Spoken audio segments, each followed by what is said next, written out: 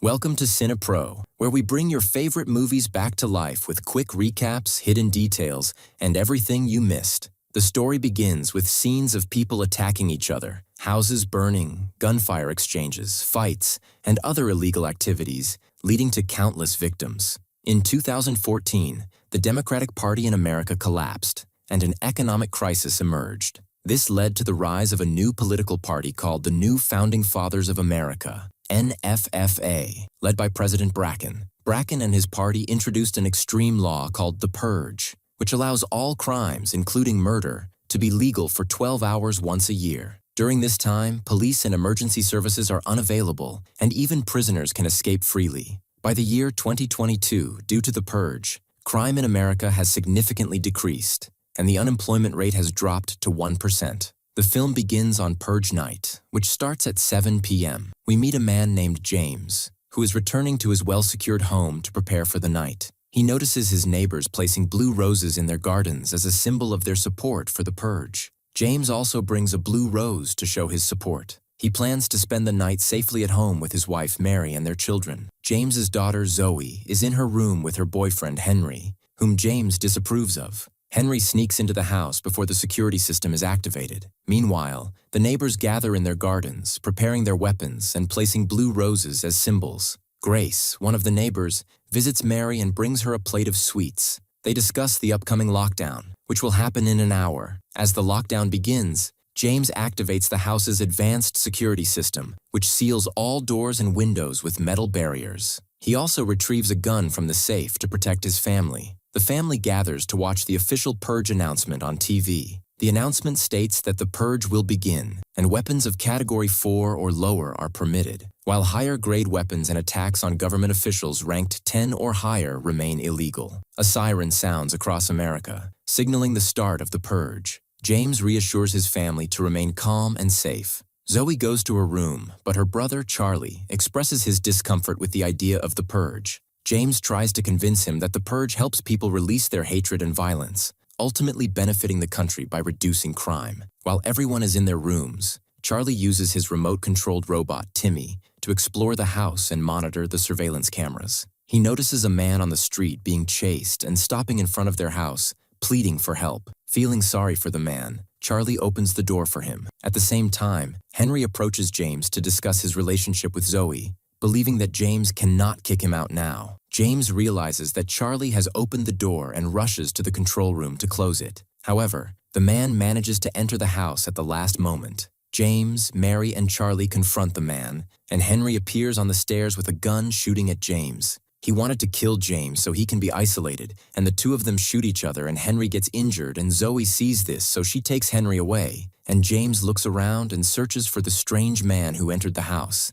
And James, because he ensures the safety of his family by taking them to a safe room, goes to look for Zoe and sees Henry's body in the room. And we see the strange man standing right behind James, and James makes sure that Henry is dead. And when he turns his face and does not find anyone, and Charlie sees on the surveillance cameras a group of people approaching their house, so he informs his family, and these people were masked and had weapons. And the leader of this gang was standing in front of the camera and started talking, and he knew James's name and knew his whole family. And he told them that there was someone they wanted to kill, but he was able to escape from them, and they knew that this person entered James's house, and now this gang wants their person to kill him. And if James's family does not get this person out within a certain time, the gang will storm the house and kill everyone in the house, and they have a way to break in. And after that, the gang cuts off the electricity to the entire house, and the whole house goes dark, and James tells his family that they must find the strange man and force him to leave the house. Charlie, however, is hesitant and disagrees with this plan. While James and Mary search the house,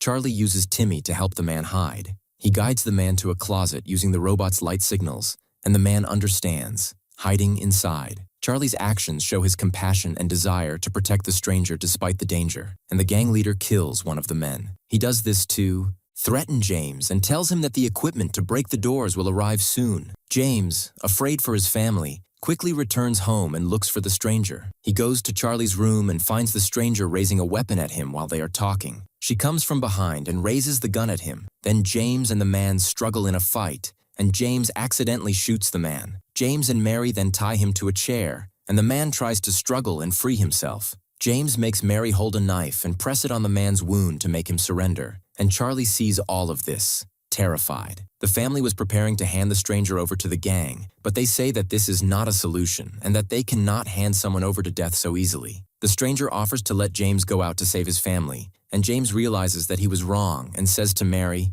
"We have to fight and defend ourselves." Then the gang's equipment arrives, and they hang huge chains on the doors and pull them. They are actually able to pull the doors. A gun is told to him to hide in the floor below, and James, from the tension and anxiety, forgets to untie the stranger and turns to hide in her room. The strange man is trying to free himself, and at the same time, the gang is entering the house. One of them opens the main door for the leader, who enters with his gun. While the family is hiding in the house, one of the gang members enters the floor below and attacks Charlie. He's about to kill him, but James appears at the right time and kills the gang member from behind. The rest of the gang roams the house, and James is on the lookout, killing most of them. But the leader appears in front of him, shoots him in the stomach, and James falls to the ground, dying. The leader respects him because he decided to defend a stranger they did not know. The rest of the gang is destroying everything in the house, and Charlie is hiding in the control room, watching the surveillance cameras. He sees two of the gang members in the garden of their house,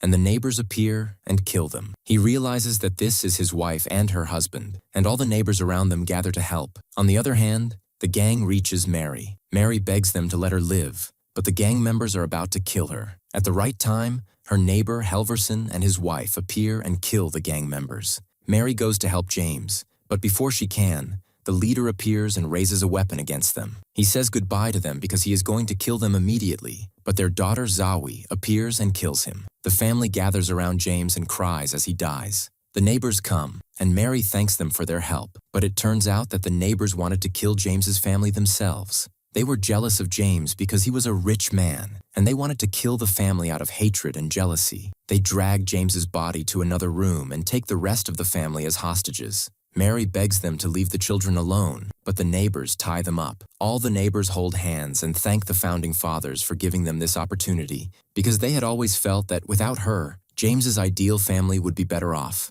When they saw the gang breaking into their house today, they saw this as an opportunity to kill James's family. While the neighbors are about to kill her and her children, the strange man appears and kills Grace, who is threatening him with a gun. He threatens the rest of the neighbors to free Mary and her children. The neighbors now stand in front of Mary, but contrary to expectations, Mary does not want to kill anyone. She says that what happened today was enough and that she will complete the rest of the night in peace and without blood. She orders everyone to stay there until 7 o'clock when Purge Day is over. Everyone sits at the dining table in complete collapse. It is 5 minutes to 7, and the strange man raises his weapon at the neighbors to ensure no one does anything. Charlie and Zoe cry over their dead father. Grace tries to snatch the gun from Mary, but Mary breaks her nose and screams at her. Finally, the whistle blows, and Purge Day is over. She orders everyone to leave her house, including the strange man. He walks away, and Mary thanks him for his help. If you liked today's video, don't forget to like, subscribe to the channel, and activate the bell to receive all new updates. See you in the next video. Goodbye. Happy, he tells the cinema owner that this last Molly is his wife Molly. He starts asking the man about the coordinates of her world. The owner says it happened quickly and he can't determine them. Kevin begs him, but the owner says he can't because the broadcast determines the location. Since Kevin left the room, the broadcast stopped and the location can't be pinpointed. Kevin tells him he'll come back to restart the broadcast. The cinema owner says his chances are slim because there are so many worlds, but Kevin insists, convincing him to help. The owner says even if he helps and determines the world, Kevin won't be able to go without the device the transporters have. Kevin likes the idea, but the owner says he was joking because it's impossible. Kevin tells him to be ready because when he returns, he'll be in a hurry. Kevin leaves and decides to go to the place mentioned in the news for citizens. He meets Gabriel and asks for a gun. Gabriel gives him his gun. The next day, Kevin goes to the place and sees the shepherd walking, followed by another version of Kevin wearing the clothes from the accident at the beginning of the film. The guards are busy with the citizens, so Kevin sneaks into the shepherd's location. He enters but finds the shepherd disappearing and himself in his room. He exits and finds himself back at the restaurant door with the guards approaching.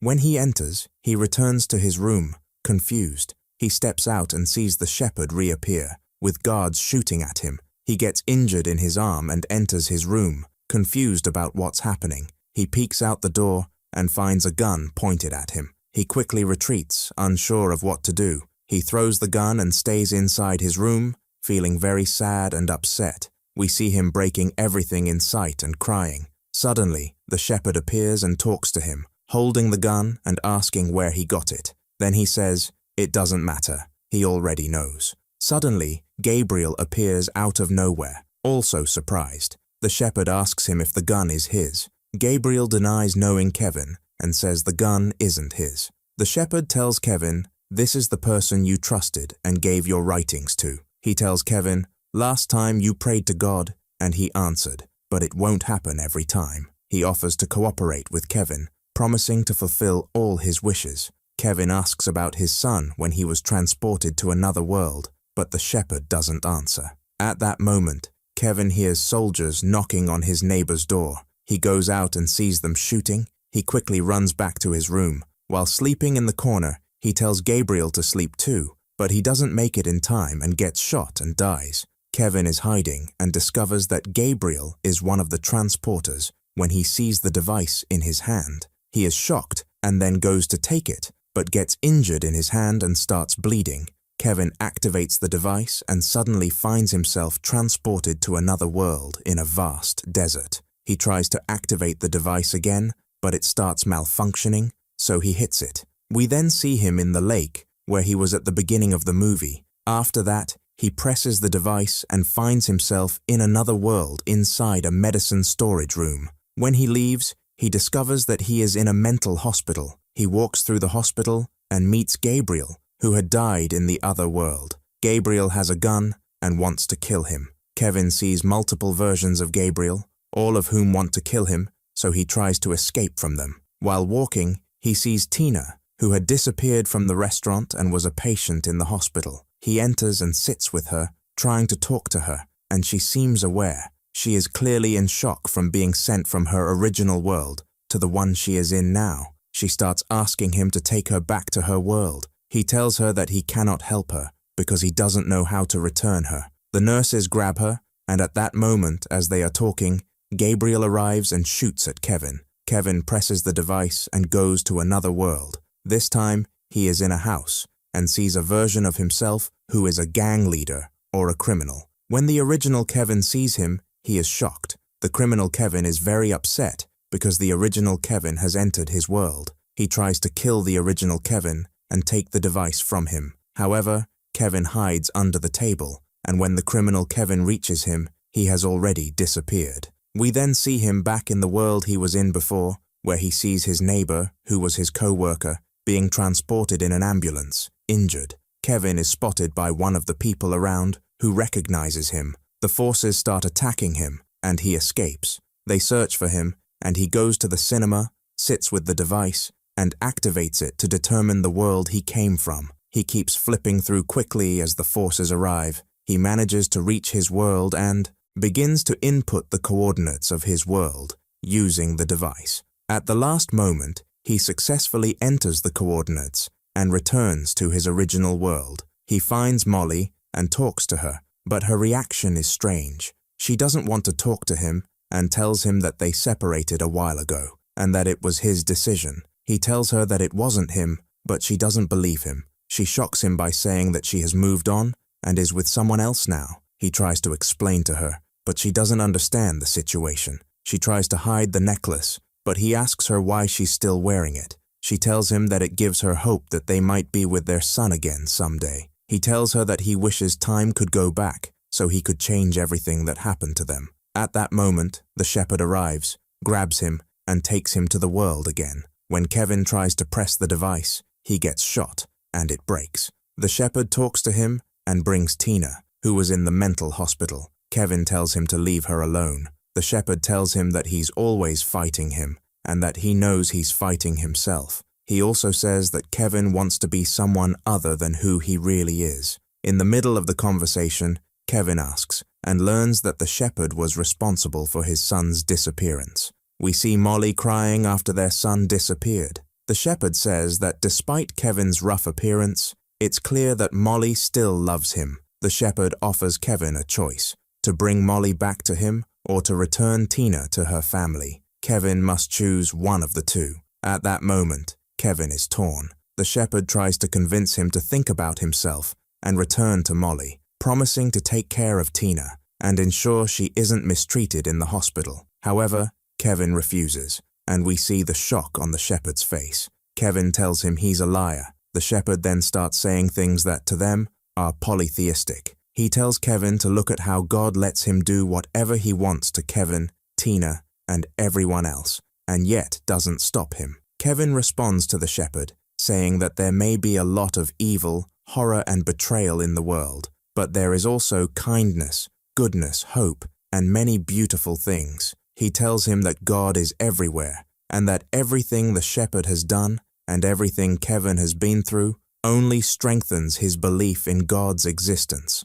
At that moment, we see the shepherd unable to respond. The shepherd gives Kevin the choice again between his wife and Tina. Kevin chooses Tina and bids farewell to Molly. We see Tina reunited with her family. The shepherd becomes angry, takes the gun from Gabriel, and as he's about to kill Kevin, burns. Afterward, Kevin falls into a coma. When he wakes up, he sees himself in the mirror without any injuries, and the wedding ring is no longer on his finger. We see Molly sitting in a bar, sad. Kevin sits next to her and realizes she is a version of Molly, a nurse who was talking to her mother and daughter. He asks her daughter's name, and she tells him it's Lucy. He tells her about his son, saying his name was Daniel. He invites her for tea, and she agrees. We see them get married and live a happy life together. Lucy grows up, and they have a son, whom they name Daniel. Kevin says that this isn't his world, but it is certainly his home. The movie ends. If you enjoyed the video, don't forget to like, share, and subscribe to the channel. Turn on the notification bell to stay updated.